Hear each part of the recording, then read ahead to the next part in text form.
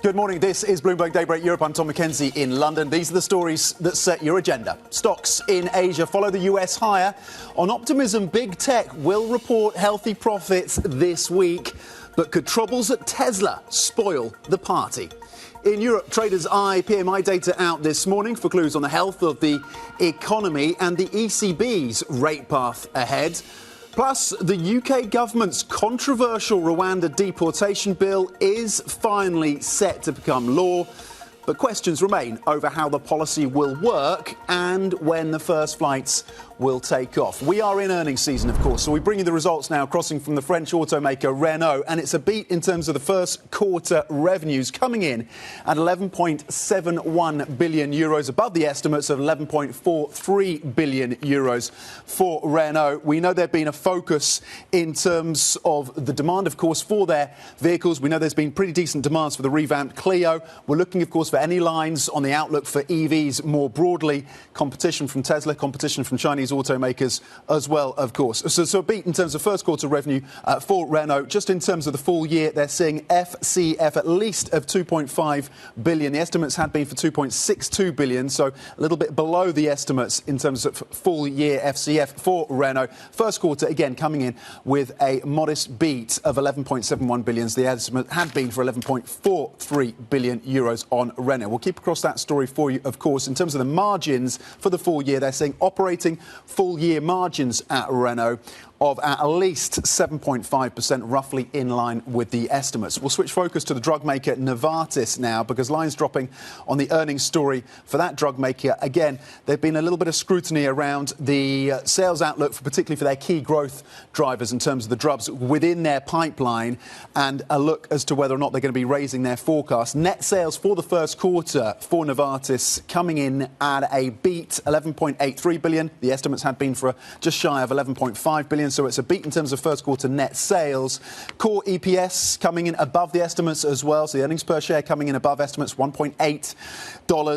The estimates had been for a little shy of 1.7 billion. So it's a beat there as well. And here's the line that analysts have been looking for. They have indeed raised their full year net sales and core operating income guidance. So it is a raise for Novartis.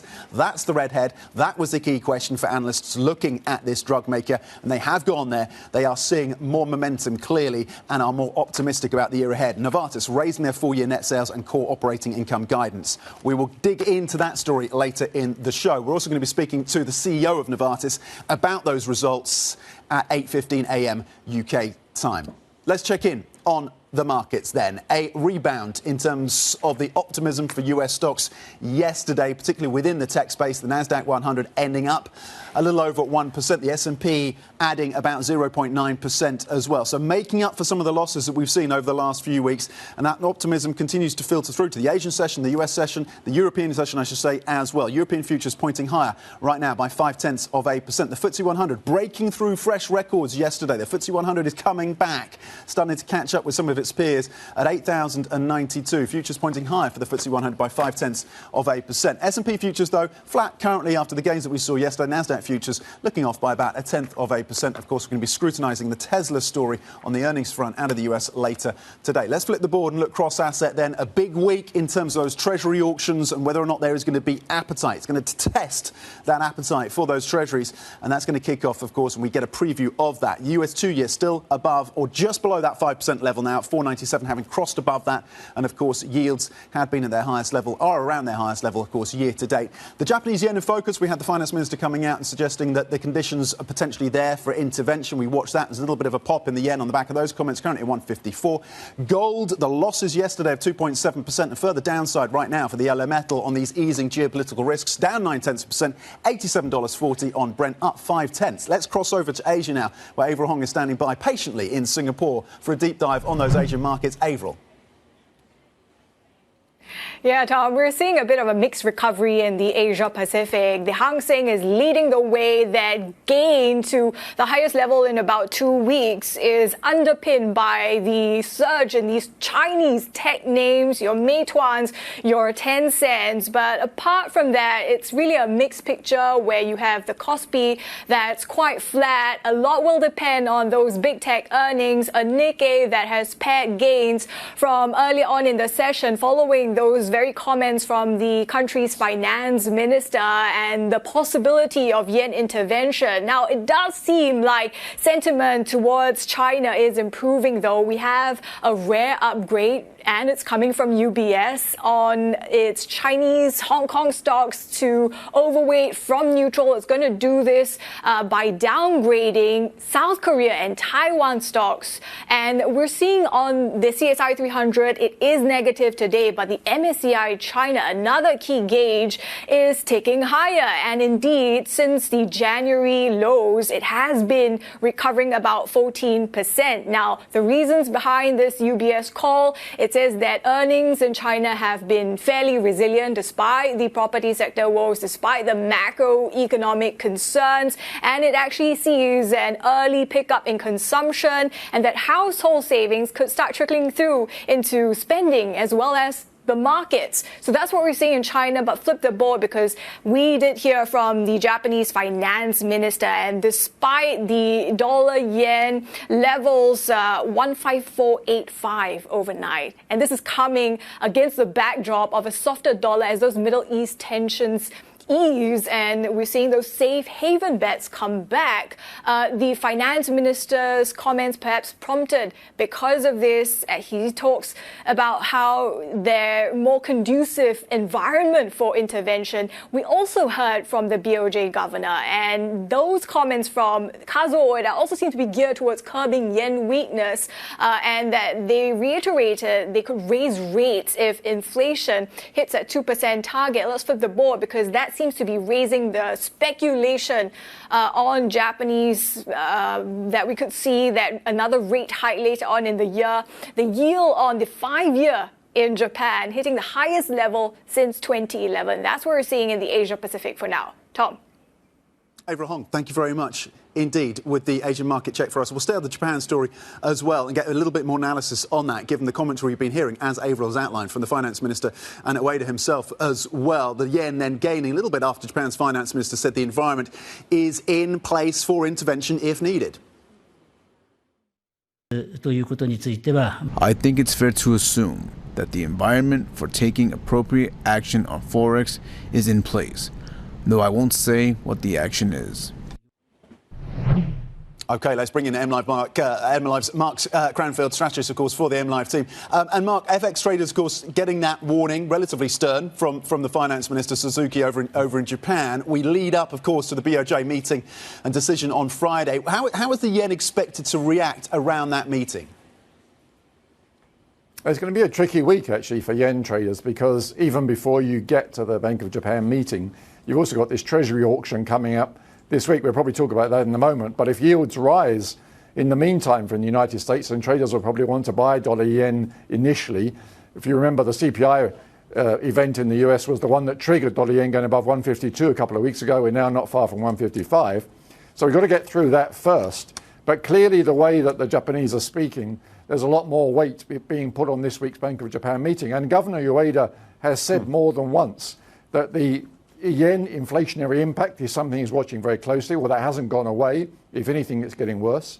He's also very concerned about the purchases of JGBs. He doesn't really want to buy the huge numbers that his predecessor was buying. In fact, he's looking for ways to try and reduce JGB holdings. So that's obviously a slightly hawkish sign as well, which should support the yen if he puts it together in a nice package, which he may well do this Friday. So you've got the finance minister giving another warning. We haven't heard today from the chief currency person at the MOF, but that may be coming as well. And you've got the Bank of Japan coming up. And when they talk about intervention being in the right place, as it were, what they're really referring to is last week we had the meeting with Janet Yellen when she stood beside the finance ministers from South Korea and Japan. There was a kind of united front telling the markets that the United States might not get involved, but we're not going to stand in the way if those countries want to support their currencies. So that's what he's talking about. The timing really is just a question here, whether it's going to come this week or whether the Bank of Japan will do enough to strengthen the yen by the end of the week. OK, really interesting. That conducive environment, basically a nod to the US. The US saying, yeah, you have the green light, essentially. Talking of the US then, Mark, a big week as we flagged around these Treasury auctions. Is there any sense that there's going to be any wrinkles in this? Are going to be well absorbed? What's the appetite looking like for those auctions? It's difficult to see how this could run too smoothly. We're talking about something like $180 billion worth of treasuries, including today the largest two-year auction that's ever happened. 180 billion used to be a large quarterly refinancing. We're doing it all in 1 week.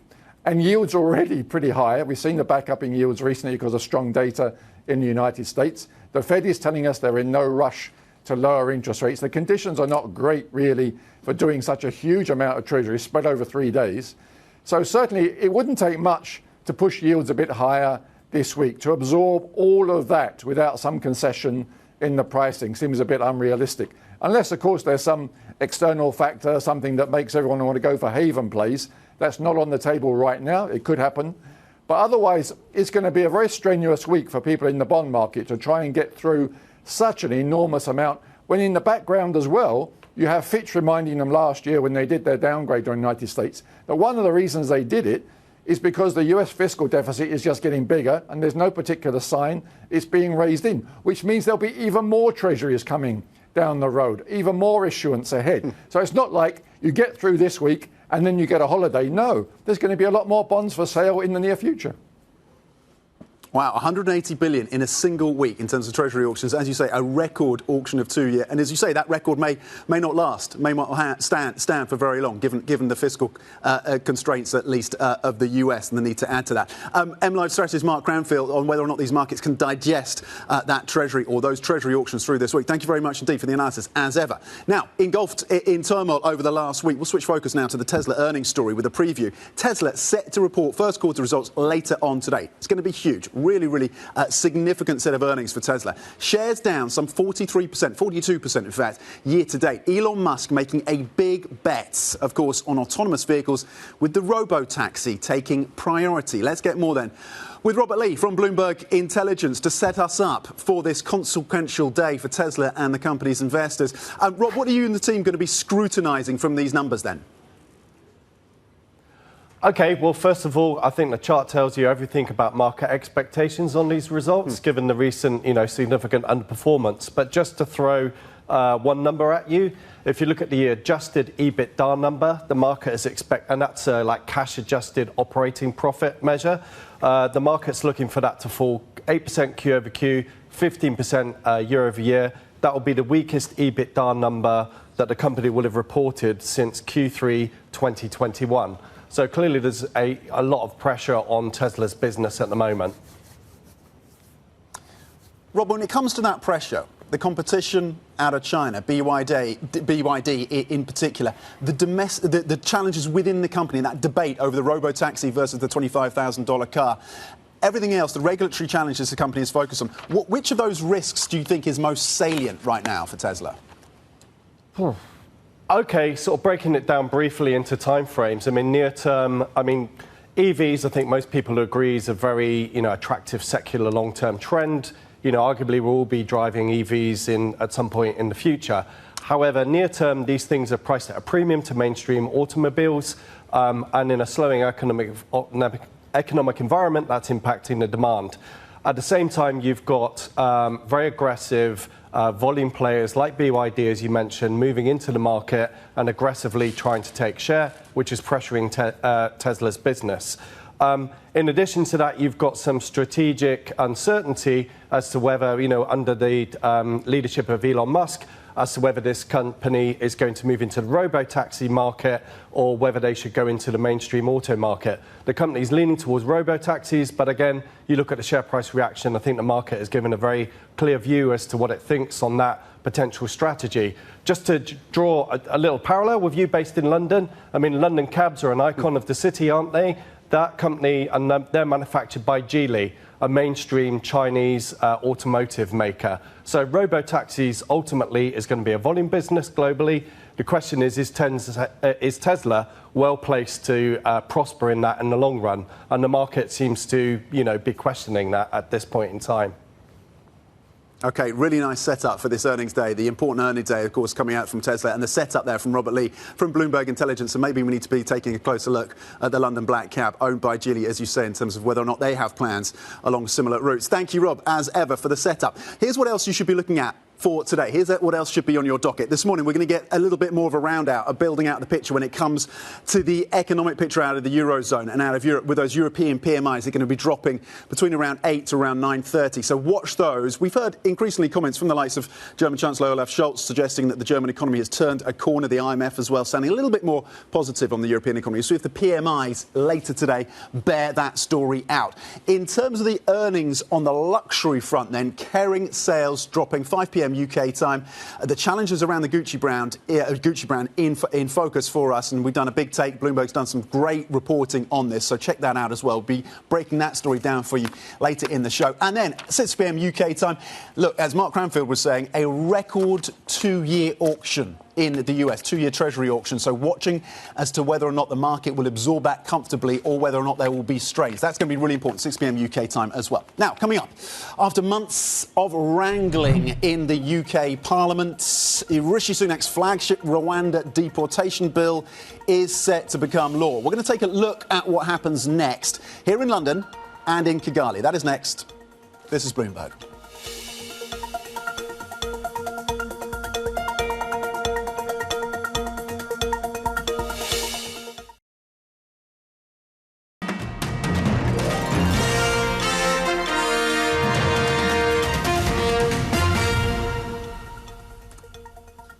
Welcome back to Bloomberg Daybreak Europe. Now, we're going to get the details on the news that the UK Prime Minister Rishi Sunak's flagship law to deport asylum seekers to Rwanda has cleared that key hurdle. We'll get the details on that. But before we get to that story, and we're going to get reporters out of London, we're going to get reporters out of Kigali as well to cover that story for us. Before we get there, let's bring you some sound, a tape, some interview with the President of the European Investment Bank, who says that the EU's support for Ukraine is unwavering. Nadia Calvino spoke to Bloomberg about the impact of a $61 billion aid package approved by the House of Representatives over the weekend. I think it was a very productive spring meetings week. We had many exchanges, and I really see a momentum in coming together and supporting Ukraine very strongly, but also deepening our cooperation within the multilateral development bank family to contribute to climate change financing, peaceful and more, how would I say, sustainable world going forward. We'll get some more details on your lending plans in just a moment. There has been a sense of fatigue in Congress around what is happening with Ukraine in its war, its fight against Russia. There are some people asking whether there is a different way, whether this should be something we continue with, stick with, continue funding what looks like maybe a never-ending war. What would your view on that argument be? Well, absolutely. We need to support Ukraine. It is a very serious situation that we're living. It's a threat to democracy at the end of the day, and the way we see things, I think, in the US and Europe too. And so from the European point of view, there's no doubt our support to Ukraine is unwavering. I think the decision that has been taken by the US to provide support for more than $60 billion is very valuable. And this joins also the previous decision of the European institutions to provide 50 billion euros in the Ukraine facility, which we will manage at the European Investment Bank. And I think it will provide much valuable support for the reconstruction as well as the military effort, of course. But, President, did you see the vote counts on those aid bills? So when you look at something like the Indo-Pacific, it was 385 to 234 in the House. When it comes to Israel, it was 311 to 112. It barely got through when it came, to Ukraine. Okay. How concerned are you about how deeply divided U.S. politicians are about aiding Ukraine over, say, other issues like Israel and Taiwan? I really think that we should continue to support Ukraine. As President Zelensky was just saying on the screen, they have a chance if we continue to support them. From the European point of view, Ukraine is our neighbor. It is a prospective member of the family, if I can say it this way. And thus, we need to ensure that we keep a secure environment in the region. The other conflicts are just as important. I mean, the Middle East situation is very worrying. It's a source of concern for all of us. And we should try to stop that war and that conflict, as soon as possible. But Ukraine should not be forgotten. OK, European Investment Bank President Nadia Calvino speaking to Bloomberg. Plenty more coming up, including the story around Rishi Sunak and Rwanda, the deportation story, what it could mean for his poll ratings as well, and the consequences on the ground in that country. This is Bloomberg.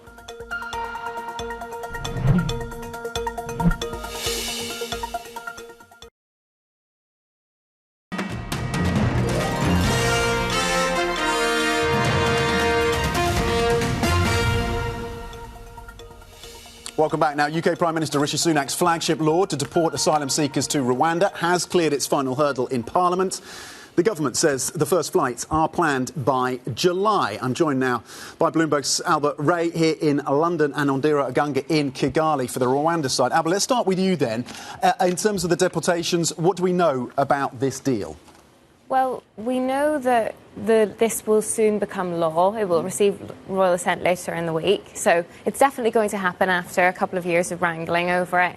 Now what Rishi Sunak will be hoping will happen is that flights get off by the beginning of July, if not earlier. They might be hoping for a little bit earlier, that we then see a steady stream of deportations to Rwanda, that this does have a deterrent effect, and then it improves his poll ratings. Whether that's actually guaranteed to happen is a bit less certain. He's had to kind of move heaven and earth to make this law and to put this law into the law books, this plan into the law books. Why has he put so much effort into this particular policy? Well, he definitely wants you to think that he has moved heaven and earth to get this law passed, and in some ways he has. There have been challenges in the House of Lords, but the government has itself delayed on this a few times despite describing it as emergency legislation, and that's because behind the scenes the logistics of this are really, really complicated, and I think there's still speculation in Westminster that actually the government aren't quite ready yet to get these flights off. We might hear more about that from the Rwandan side.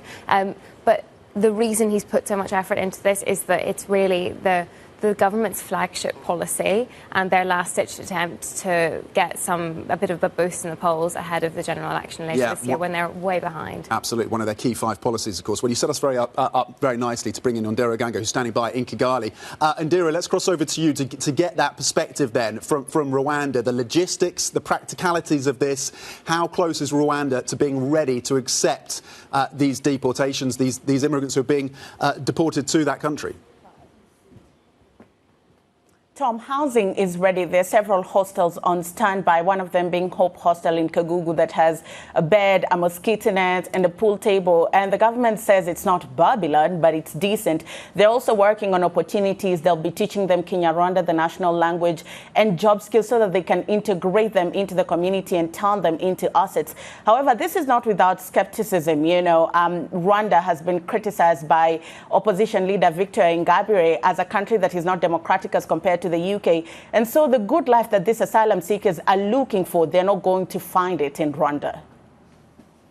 Yeah, and of course there's been the criticism as well around Rwanda's human rights record as well. Is there any lingering doubt on the suitability of Rwanda to host these asylum seekers above and beyond what you've outlined for us?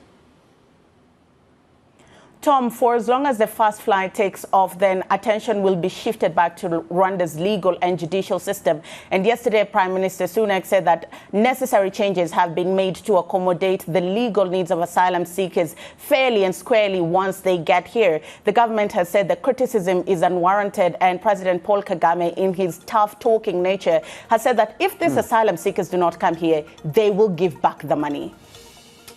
Ondira Aganga in Kigali, thank you very much indeed. Coming up, the IEA publishes a bullish long-term outlook for EVs. This just days after Tesla slashes prices to counter declining sales and that ferocious Chinese competition. More on that story next. This is Bloomberg.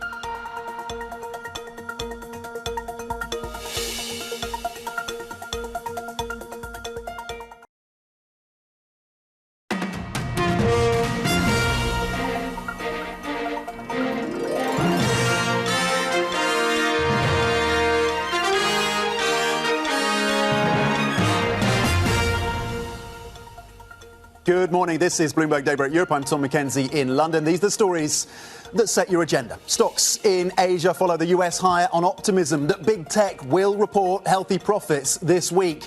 But could troubles at Tesla spoil the party? Here in Europe, traders eye PMI data out this morning for clues on the health of the economy and the ECB's rate path ahead. And earnings season is underway with a beat for both Renault and Novartis. The Swiss pharma giant raising its full-year sales forecast as blockbuster treatments outperform. So we tie the earnings story into these markets then. European futures pointing higher as we check the markets after a decent day, of course, for the US, giving some reprieve to those who had had their hands burnt over the last couple of weeks. And you did see gains on the Nasdaq 100, a little over 1%. The S&P closed higher by 0.9%. Futures in the US now looking a little flat, frankly, on the S&P futures looking flat. Nasdaq futures looking to losses of around 0.1%. But we are set, it seems, for a decent session here in Europe, up 0.4% across the Stocks 50 futures. FTSE 100 futures also pointing to build on the gains of yesterday, up 0.6% after the FTSE 100 crossed through a fresh record. Let's flip the board and look cross-asset then. A big week, of course, in terms of those Treasury auctions, so we keep an eye across the Treasury curve. A record offering of two-year Treasuries later today, 496 on the two-year, just coming back below that 5% level. The Japanese yen in focus for us today on some potential intervention comments from the finance minister, 154.76. Gold dropped 2.7% yesterday, further losses today, down 0.7% at 2,310. And Brent, a little bit of a gain coming through for oil, up 0.4%, $87 a barrel. Let's cross over to Asia, where Avril Hong is standing by with a view, of course, or at least a take on the yen. But we'll start with the broader Asian markets. Avril, seeing some upside coming through for HS Tech, those tech-listed, Chinese tech-listed companies over in Hong Kong. What else is happening across Asia? I think that is the focus for Asia stock benchmark. I mean, we see the Hang Seng that is leading the charge, the recovery in a way. But elsewhere in the region, it's pretty tepid, or even on the mainland where the CSI 300 is sinking today. Now, the improved sentiment towards Chinese stocks seems to be coming through from that upgrade that's coming in really rare from UBS on Hong Kong stocks. And it seems to be that indication about how in China, those earnings are resilient despite the property, the macroeconomic worries. So that is the divergence we're seeing on the Hang Seng. But elsewhere in the region, you can see despite the tick up in the Nikkei today and indeed that recovery from yesterday, it's failing to recoup the 2+% declines from last Friday. The Kospi also flat. You really get the sense that a lot is going to depend on those tech earnings later in the week. And indeed, we're seeing some of these tech-light indices in the Asia-Pacific. They've been benefiting amid the recent rout in the sector. Now, let's flip the board, take a closer look at the UBS call. It is about that key China gauge, MSCI China, and it has been recovering since the January lows, about 14% higher since then. And a lot of this has to do with how it believes we are seeing that early signs of a pickup in consumer spending, and that could eventually filter through into the stock market. Tom. Yeah, interesting call coming through from UBS, as you say. Avril, look, a reminder as well today that we will remain on intervention watch for the yen. Absolutely. And the yen weakness hitting 154.85 overnight is coming in despite that softer dollar as those safe haven bets ease. And it's also interesting, despite the intervention chatter from the finance minister and then the BOJ governor in comments seemingly geared towards curbing yen weakness and that recovery somewhat today, that if you take a look at the leverage funds as well as the asset managers, the yen weakness bets, that on the weekly data has risen to the highest level since the records began way back in 2006. And this raises those concerns, those risks, when everybody seems to be piling into one direction on the currency, and this makes the yen vulnerable to a pullback. Let's flip the board because, as I say, it wasn't just the finance minister. We also got those comments from the BOJ governor, and he reiterated that they could raise rates if inflation moves towards that 2% BOJ target. That's raising speculation that we could get another rate hike from the central bank later in the year, and we're seeing the bonds pulling back in Japan, the yield on the 5-year hitting the highest since 2011 at one point, Tom. Avril Hong, thank you very much indeed, and setting us up as well as we look ahead, of course, to the BOJ meeting later this week on Friday. Avril, thank you, with a market check and a gauge on the Japanese yen. Now to the Eurozone, where initial PMI readings for April are due this morning for the Euro area and here in the UK as well. The data is going to give us a first insight into how growth is looking in the second quarter. For a preview, let's bring in Bloomberg's Mary Nicola, who's been writing about this as well on the MLive blog. Worth checking out the analysis coming through from Mary. Before we get there, though, Mary, how will that improvement, the likely improvement, that's the expectation, there's going to be a bit of a tick up. How will that improvement in this PMI data likely affect ECB rate expectations in your view? Yeah, there doesn't look like it will affect rate cut expectations because at the end of the day, it's still about inflation and it's still an inflation targeting central bank, that the ECB, of course. So if it's all going to be about disinflation, do disinflationary pressures come through? But to be honest, if you look at if you could see a considerable uptick and an ongoing uptick, the momentum gathering for growth, it should be a huge sigh of relief for Europe. They had a very rough second half of the year in terms of how GDP had panned out for the region. So now this is a sign, and especially we've seen some of these signs that, Q2, the start of Q2 looks good with earlier today. The PMIs out of Japan and Australia were actually better and looking more rosy for Q2 of this year. So for now, the growth trajectory looks better, but we wouldn't say we're out of the woods yet that the ECB would consider to stand pat. But at the end of the day, it's still going to be about rate differentials and the disinflationary trend that is happening in the Eurozone that will continue to drive euro-dollar and rate expectations. Okay, really interesting. And it sounds like a relatively positive backdrop if growth picks up and you still get that cut coming through by the ECB in June, as you and the team expect. When we switch focus to the US then, the auctions that are coming through, absolutely huge auctions from the 2s, 5s, 7s. In terms of the appetite, in terms of the potential ruptures in the Treasury market, should we be braced for ruptures, or is this going to be relatively well absorbed? There's likely to be headwinds coming through. If you recall, the 10 and 30-year auctions weren't so well received. We're seeing a pickup in Treasury yields. And of course, you still have some headwinds from some of the data that's coming out this week, whether it's GDP or PCE.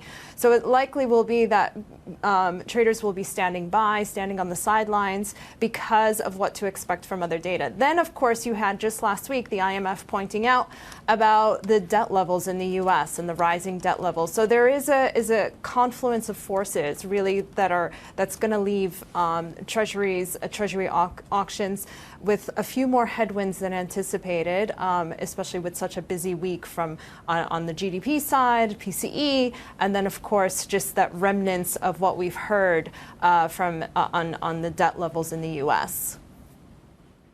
Bloomberg MLive's Mary Nicola, thank you very much indeed. And again, check out Mary's analysis on the MLive blog, on the terminal, of course, and on .com, setting us up, of course, for that PMI data and the Treasury auctions through the US this week. Mary, thank you. Now, switching focus, the International Energy Agency says China's exports are set to change the map of the global EV market. According to their report out today, Chinese companies made more than half of all electric cars sold in the world last year. This comes with Tesla, of course, set to report first quarter results later today. We know the competition with its Chinese counterparts has been intense. Monitoring all of this for us, Bloomberg's Oliver Crook joining us out of Berlin, of course, the capital of a country very much exposed to some of these challenges. Ollie, when it comes to the Tesla story, earnings out today, a lot of news, a lot of bad news, frankly, about the company in the last few days. What are you going to be looking for? Yeah, Tom, it's almost impossible to keep up with what we've got over even the last 2 weeks, even the last week. So, there's so much of this background noise going on as you're going into the numbers. And as you can imagine, Tom, it's not really all about the numbers. We already got the first quarter sales. Those really are a disappointment. That was the first fall since the pandemic that Tesla had. So I don't think a lot of people are putting a huge amount of stock in the numbers themselves. What they want as investors is what is going on at the company. What does the vision going forward look like? Earlier in the quarter, there was already some of that question, right? Because Tesla, there seemed to be a sort of a high crest on the EV sales. There's a lot of competition in the market coming from China. And the question was, how is Tesla going to retake the initiative? Obviously, they were the sort of early winners. And the answer to that question was the cheaper model, the $25,000 model, Tesla Model 2, which was going to start to sort of dominate the focus for Elon Musk. Then we heard that plan had been scrapped and that Elon Musk was then going to sort of focus his energies on these sort of robo-taxis and autonomous driving, which makes sense in a certain sense because, Tesla is in some way the sort of great disruptor. A cheaper car is kind of in keeping with what the EV sector is doing. A robo-taxi would be obviously sort of revolutionary, but it's, again, very much pie in the sky. So as much as we care about the numbers on a general sort of quarterly basis for Tesla, really the focus, as often it is going to be the call. Elon Musk speaking directly to investors and shareholders. What is the plan for this business going forward amid all of this insane news flow, frankly, we've seen over the last 2 weeks, whether it's the job cuts, high-level executives leaving, the pivot for where the business focus is going to be. He really needs to sort of retake the initiative and the story of Tesla. The story of Tesla, and we're going to get details. It's such a big day for that company with these earnings. And we have a fantastic chart that kind of puts the pullback, Ollie, into context for us. And then I'll get your views on what we've been hearing from the IEA. But this chart, if we can pull it up now, shows, of course, we've seen this pullback about 42% year to date for the Tesla stock. That's the pullback. But within the context of the pullbacks that we've seen historically, at least since 1999 for the Magnificent Seven, it is relatively modest. In fact, the biggest pullback coming for Apple of almost 77% back in 2000. Nonetheless, of course, it has caught, of course, the attention of investors. They've been burnt by this. That's the context, though, in terms of the pullbacks we've seen across some of these big tech names. Ollie, let's bring it back to the macro, Ollie, and the IEA and that outlook and how the Tesla story feeds into that. Yeah, so listen, Tom, I mean, we had this great report out of the IEA, really interesting, goes through a lot of different numbers and is very comprehensive because there's a lot of talk around the EV market, whether it's a sort of, is it sort of stalled out, is it going to sort of massively disappoint in terms of expectations? This has been kind of the chatter around it. I mean, what they have found is in the first quarter of this year, EV sales grew by 25%. That's about the same rate as it was last year. I mean, of course, coming from a much higher base now. This year, they expect 20% of all cars to be sold to be EVs. But really, this is, Tom, as you were alluding to, this is really a China story. In China this year, they're expecting 45% of all cars sold, almost half, right, to be EVs. That is absolutely sort of mammoth, right? That is much faster than anywhere else in the rest of the planet. And you can kind of look at the Tesla numbers. So go back quickly to last year. In the first quarter of last year, Tesla had about almost an 11% market share in China. By the fourth quarter, it was 6.7%, which just tells you how fast these companies are bringing product to market and how cheaply, because in China, 60% of EVs are actually cheaper than combustion engine vehicles, and much of that is going to be exported to the rest of the world. As we've talked a lot about, it's concerning over here in Europe to policymakers, but China is the biggest exporter of cars now. It has overtaken Japan. It has overtaken Germany for sure. And so these are all the sort of the context that is coming in. But also in the IEA report, Tom, before I leave you just quickly, because obviously the IEA historically talking about energy and oil, the impact for the oil market, they say by 2035, is that this will displace, in terms of EVs, will displace 12 million barrels a day in terms of global oil demand because there will not just be those gas-guzzling cars on the roads. Wow, yeah. China brought Tesla in to kind of soup up the domestic market and get them on game, and they certainly have managed to do that. Bloomberg's Oliver Crook, thank you very much indeed with the detailed analysis. Set us up, of course, for a big day for those Tesla earnings. Coming up, talking of earnings, Novartis raising its full-year guidance. They did raise that guidance after reporting better than expected first quarter results. We're going to dig into that story around the Swiss drugs giant, what is propelling that relative optimism. That is next. This is Bloomberg.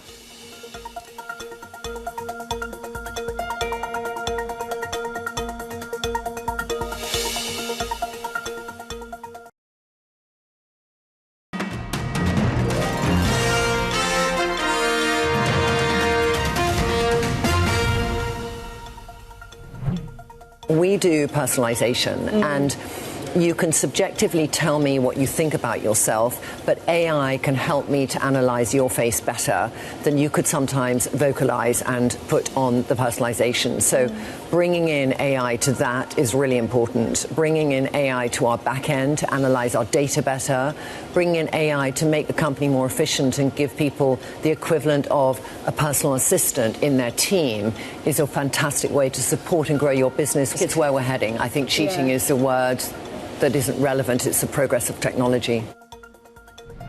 OK, that was Trini Woodall, the CEO and founder of makeup brand Trinity London, speaking exclusively to Bloomberg. Now, the US Federal Trade Commission is seeking to stop an $8.5 billion merger between two fashion giants, staying on the fashion story. The agency filed complaints alleging that the deal between Coach parent company Tapestry and Michael Kors owner Capri would harm the luxury goods market. It's the first time the Biden administration has used its aggressive antitrust enforcement to stop a deal in that particular sector.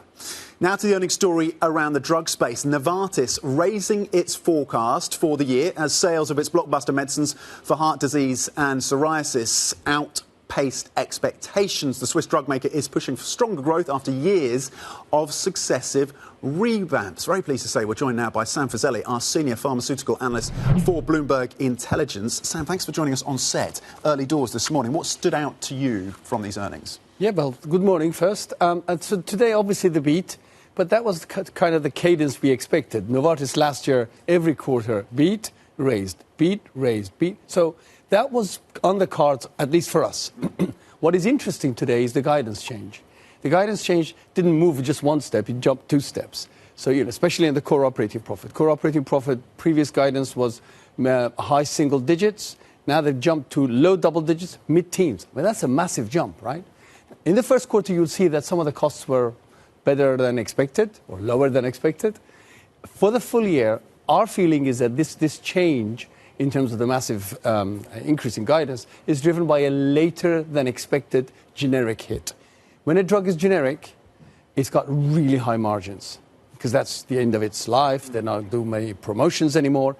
So when you save another quarter or 2 quarters of it on your P&L, it's got a big hit, a big positive hit on the margins. So does that come back to bite them at some point? In the end, yes, it will come. But look, I mean, every quarter is that extra amount of cash. Yeah. So nobody takes that cash away if the genericization is later. Okay, and they're working through on the costs. You're saying there's been some progress there as well. Yeah. Is there a broader read across from the Novartis story to the broader pharmaceutical space, or is this idiosyncratic to Novartis? No, I don't think so. I mean, as I said, last year Novartis did the same thing, 1 quarter beat, raised. But the reality is that the other companies have all got their own dynamics. Roche, for example, that's got sales. Remember, they only do sales on a quarterly basis. We're not expecting any major issues there, except for headwind from currency. They report in Swiss francs. Novartis reports in dollars.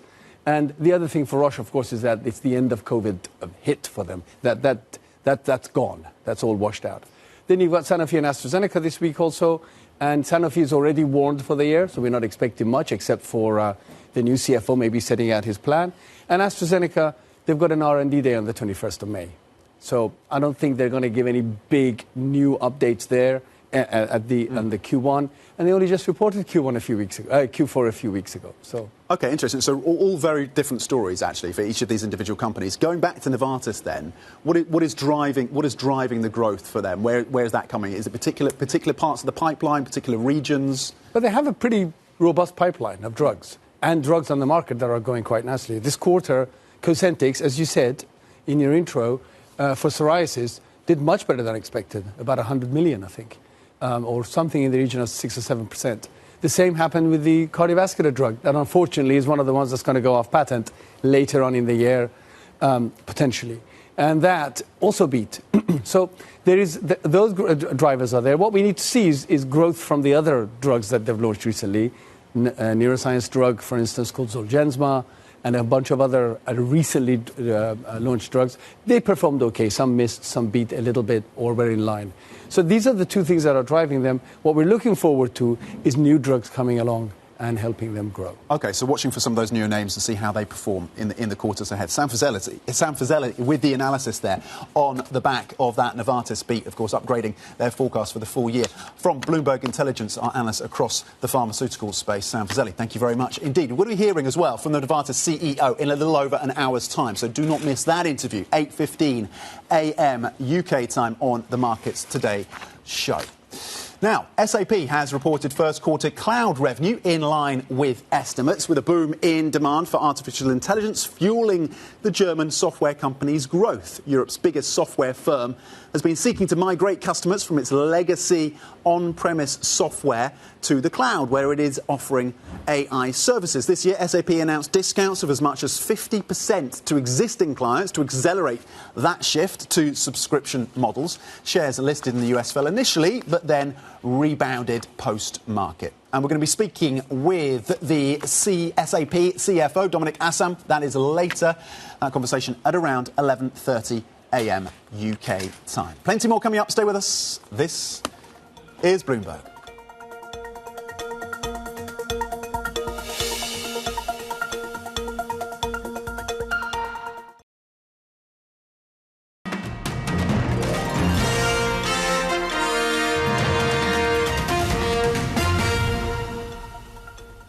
Welcome back to Bloomberg Daybreak Europe. Yes, we saw some upside yesterday, but don't get complacent. That is the line from JP Morgan's Marko Kolanovic. They haven't had their calls right in the last 2 years, but nonetheless, he's still someone worth paying attention to. There's complacency, he suggests. The earnings may give a bit of a lift in terms of what's happening across the S&P this week, but it's going to be short-lived because of the interest rate concerns, because of inflation concerns and valuations. And again, he stresses there is some complacency. Their target for the S&P, one of the lowest on the street at 4,200. That would suggest another 16% drop for the S&P. So another warning coming through from JP Morgan and Marko Kolanovic. Just bear that in mind as we build up to this earnings season. Let's flip the screen then and have a look then. Talking of earnings, it is the big one this week. One of the most important ones, I think. Meta is going to be crucial as well in terms of the AI input. For Tesla, all the woes that are happening at this company, the price cutting, the China competition. And as a result, you are seeing short interest in that stock soaring. Don't forget, it's dropped already around 42% year to date. So scrutinise those numbers when they come out from Tesla.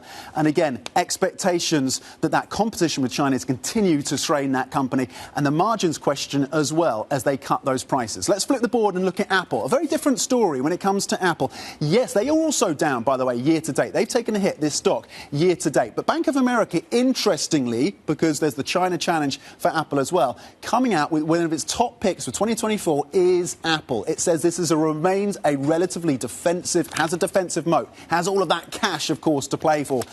Some are saying there isn't an AI strategy yet for Apple. They haven't clarified that. Some have also pointed the concerns around the Chinese market. We've seen the dropping sales of their iPhones in that market. Nonetheless, though, Bank of America saying this is one of the top picks. By the way, the context is it has one of the fewest now buy ratings since early 2020. You can see the buy ratings in the blue line and, of course, the white line representing the price of this stock. Bank of America, though, saying that the fortunes of Apple will turn around. There's plenty more coming up this morning, including a conversation with the CEO of Novartis. They've upgraded their forecast for the year. That is going to be in focus. 8:15 a.m. UK time on the Markets Today show. Plus, Jeff Curry, remember him? Carlisle Chief Strategy Officer at Energy, formerly at Goldman Sachs, joining the Pulse, 9:30 a.m. His views, of course, on the oil markets, always worth listening to. And finally, going to speak to the CFO of SAP, 11:30 a.m. UK time. Markets Day up next. This is Bloomberg.